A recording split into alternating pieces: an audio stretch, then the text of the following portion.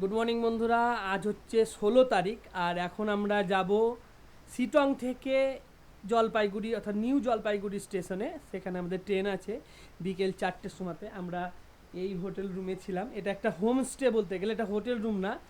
এই জায়গাটার চার্জ আমি বাইরে থেকে দেখাচ্ছি। এই জায়গাটার চার্জ 1200 টাকা জন পিছু, যেখানে খাবার দাবার সব কিছু ইনক্লুড আছে।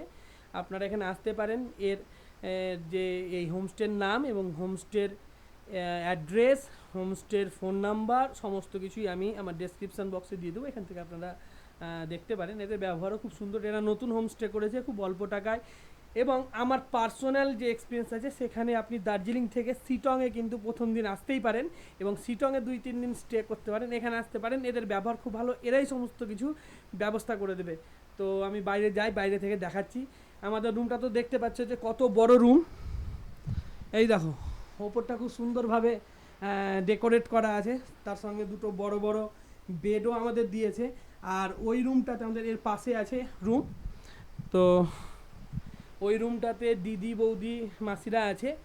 ওই রুমটা তো এর থেকেও বড় বড় বড় বেড আছে। ওখানে 7-8 জনের আরাম করে হবে। তো আমাদের যেহেতু একটা পার্সোনাল রুম আর একটা দিয়েছিল, তো সেহেতু আমরা এই রুমটাতে থেকে গেলাম, আমি আর গোপাল দাদা।